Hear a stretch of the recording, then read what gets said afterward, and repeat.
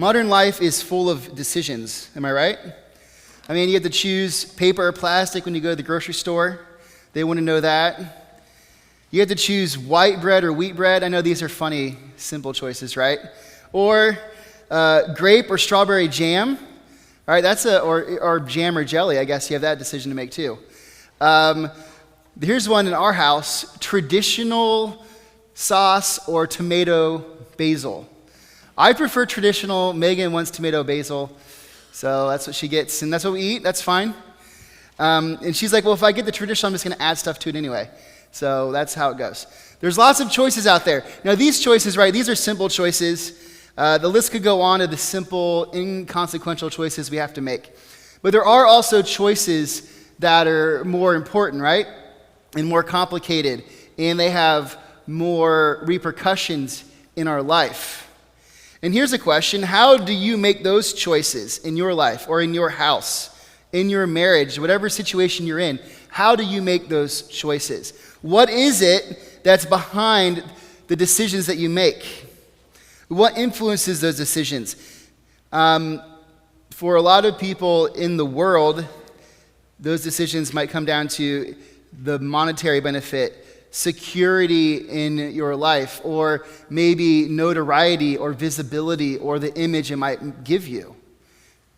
The list could go on there too, of reasons people make decisions and what drives those decisions. But behind all of these decisions is an illusion, and that illusion is that we are in some way in control, that what we do controls our life. Now, it feels like that in the modern world. We do have a lot of control over a lot of things.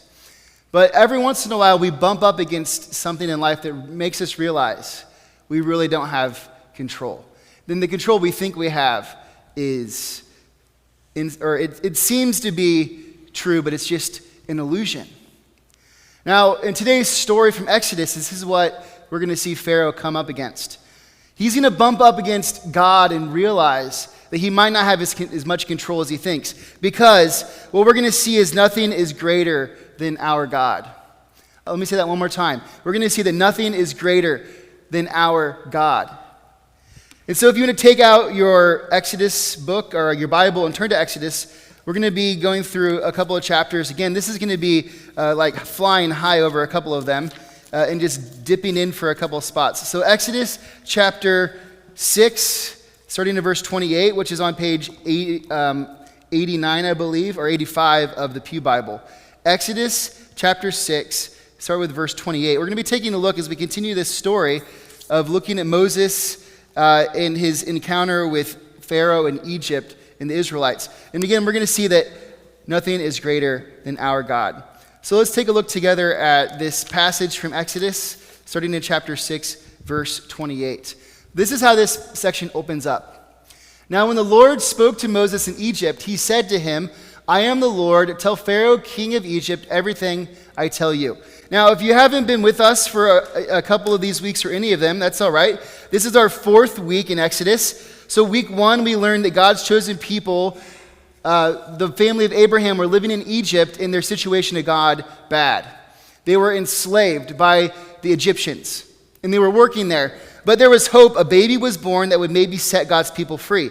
And then in week 2, we learned that this baby, whose name was Moses, actually had some trouble of his own. He had to run out of Egypt.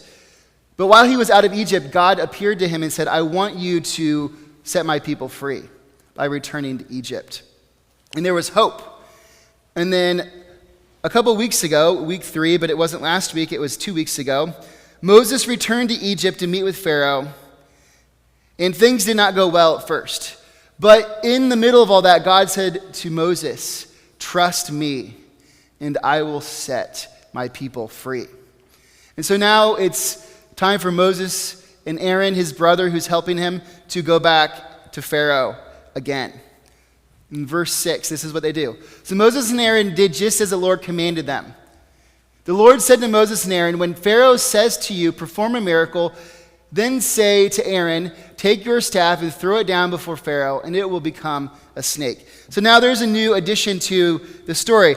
The first time they went to Pharaoh, he didn't ask for a sign, he didn't ask for a miracle. There was nothing about this staff. But now they're going to go back, and he's going to say, okay, well, show me a sign or a miracle for why I should listen to you. And God says, whenever he asks for that, I want you to take your staff, Aaron, throw it on the ground, and it'll become a snake.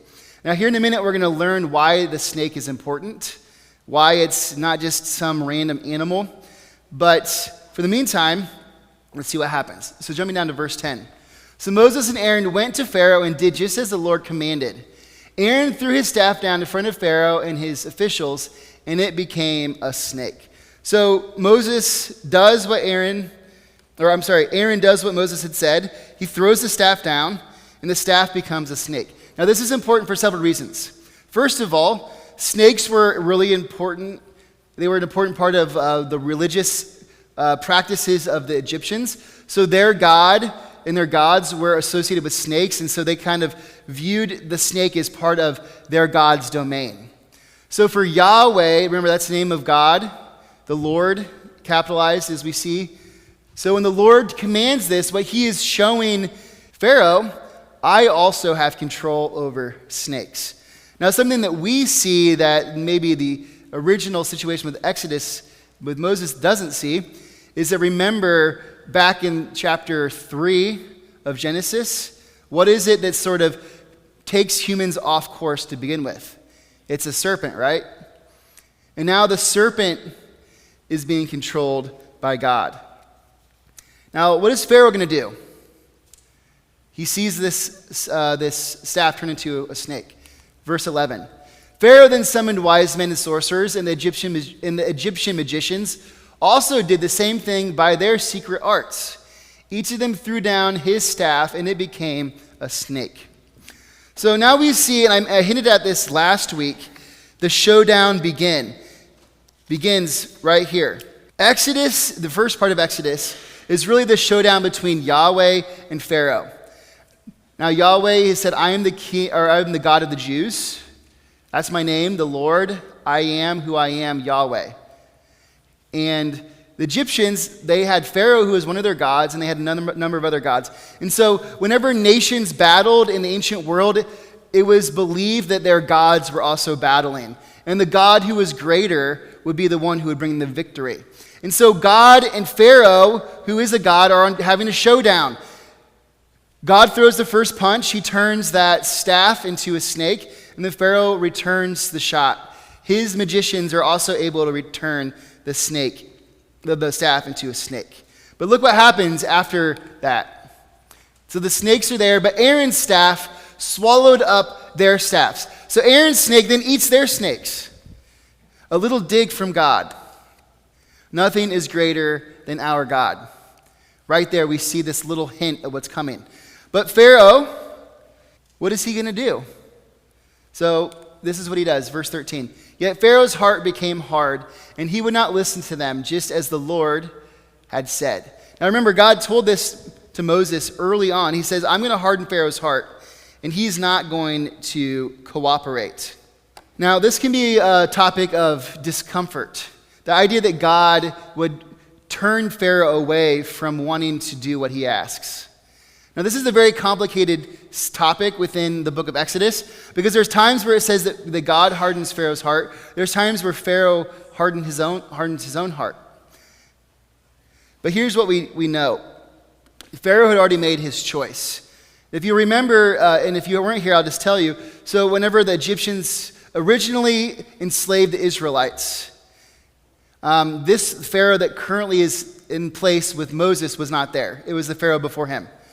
And that Pharaoh had decided to do what was different than the one before him, who was to have the Israelites in the land, and it was a blessing for them. So whenever the Egyptians partnered with Israel, it was a blessing. But then the Pharaoh who comes before this one sees them as a threat. So he's already choosing to reject God's blessing for his own way. And then the Pharaoh after, who is the current Pharaoh with Moses, decides to continue that rebellion, to continue to view the Israelites as a threat, to continue to say no to God's blessing. Right there, Pharaoh has already made his choice. And God says, okay, well, you are going to continue to reject me because of that. And right here we see Pharaoh say, no, I will not listen to God. I know this is an uncomfortable idea, but there are many times throughout the Bible where humans turn away from God, when they choose their way rather than God's way. That is the human condition. That is why we think we have control, because we choose our way rather than God's way. All the way back to Pharaoh. He thought that he could control things. So here's the more important question. Have we become like Pharaoh? At any point in the journey, Pharaoh could have changed his mind. But he continues to harden his heart until it leads to catastrophic consequences for his people. Are we like Pharaoh in our own life? Are we rejecting the way of Jesus for our own self-interest? I'm not saying we can't turn around, but it is a dangerous place to be, because nothing is greater than our God. We're not in control. But the God who is has welcomed us to have a relationship with him. So Moses and Aaron on the second visit, it doesn't go much better, but God begins to show his power. But Pharaoh says, we're not letting your people go. And so this is what happens. Verse 14. Then the Lord said to Moses, Pharaoh's heart is unyielding. He refuses to let the people go. Go to Pharaoh in the morning as he goes out to the river. Confront him on the bank of the Nile and take in your hand the staff that was changed into a snake. Then say to him, the Lord, the God of the Hebrews, has sent me to say to you, let my people go so that they may worship me in the wilderness. But until now you have not listened. This is what the Lord says. By this you will know that I am the Lord. With the staff that is in my hand, I will strike the water of the Nile, and it will be changed into blood. The fish in the Nile will die, and the river will stink. The Egyptians will not be able to drink its water.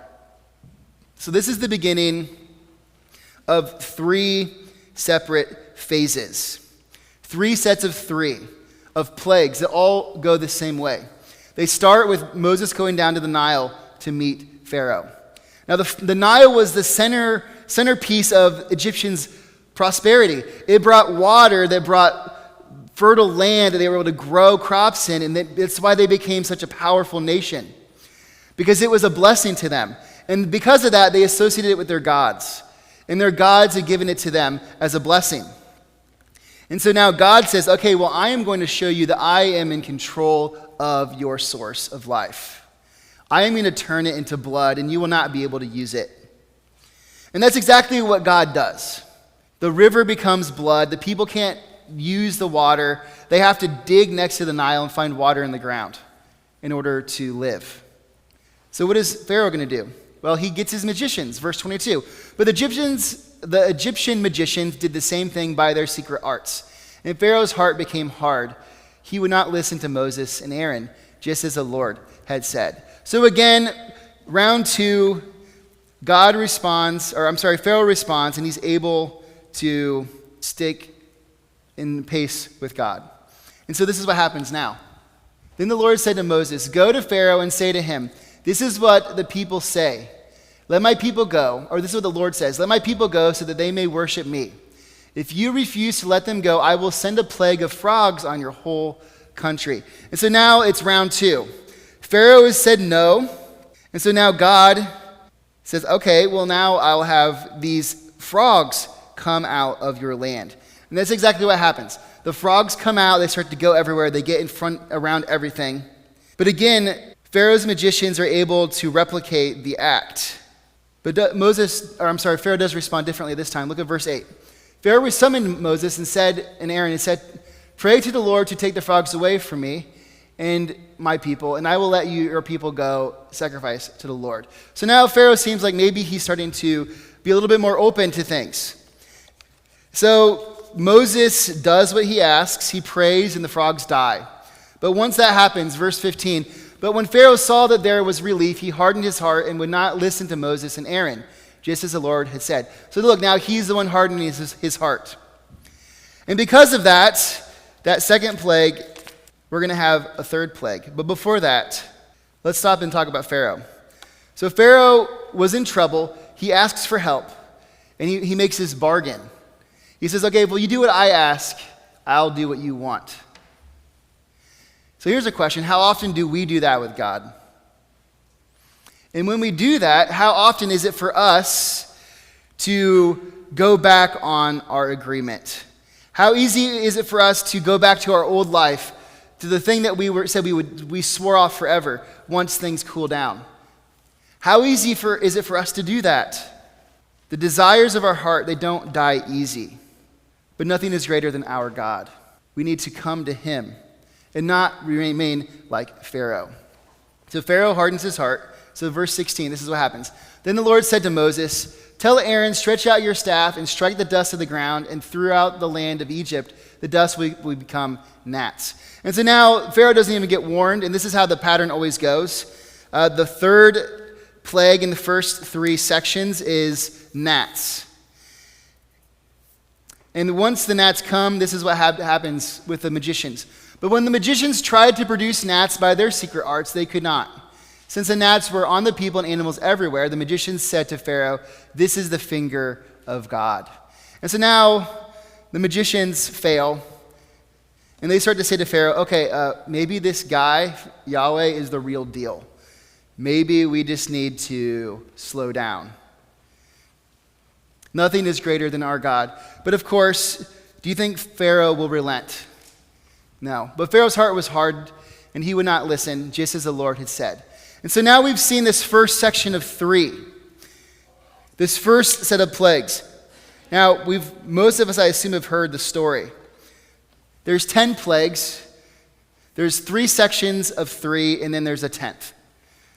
So the 3 sections repeat 3 times. The first time, Moses and Aaron go down to the Nile in the morning to meet Pharaoh. Then the second time, they go to his house and they meet Pharaoh. Then the third time, there's no warning. The plague just comes. So the second section is this, and I'm not going to read them. We're just going to talk about it for a second. The second section of plagues is a swarm of flies, sickness to livestock that causes them to die, and then all of the Egyptians and their animals receive boils.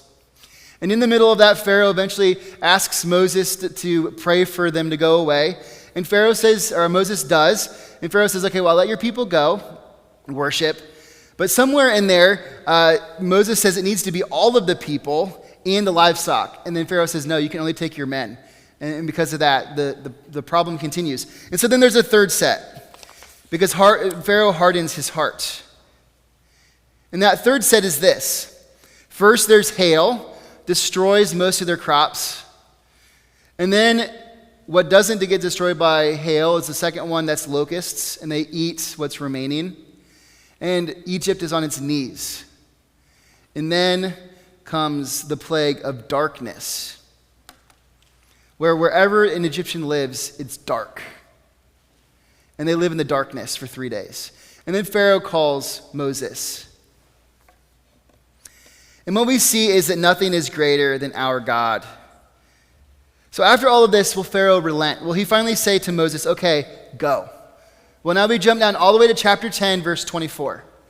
Then Pharaoh summoned Moses. This is after that ninth plague with the darkness. And he said, go worship the Lord.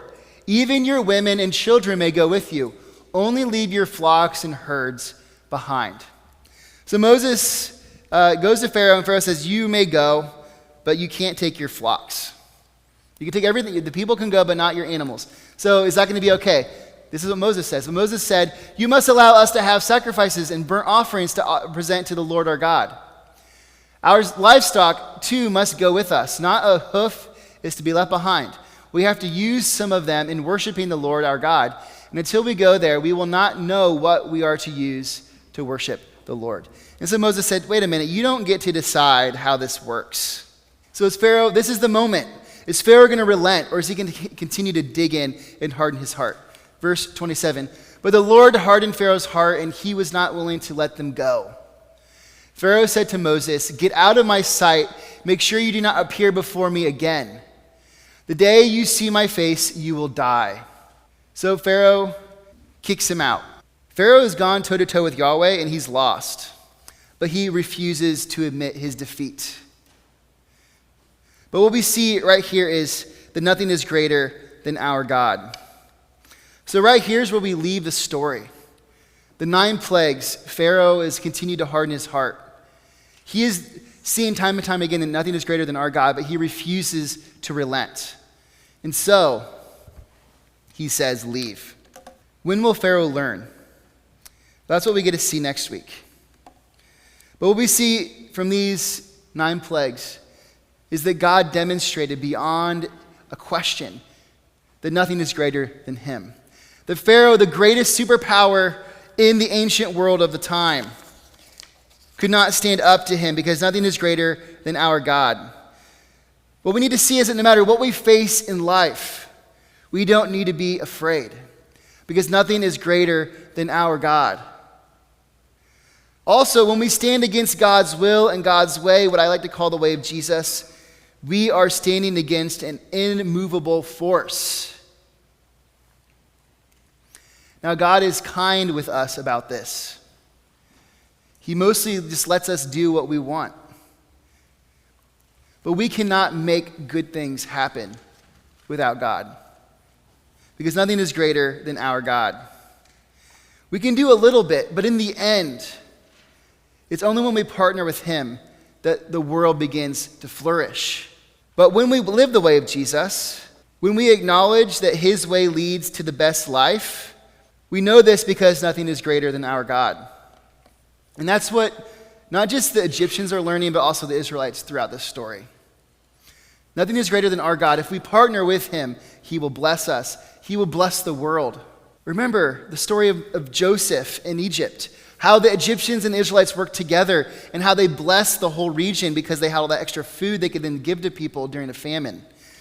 How would it have been if Pharaoh would have seen the Israelites as a blessing? How would it have been different? But Pharaoh hardened his heart, and he thought that he knew better. And so next week we rejoin the story and we see how God uses one final plague to set his people free and to demonstrate that nothing is greater than our God.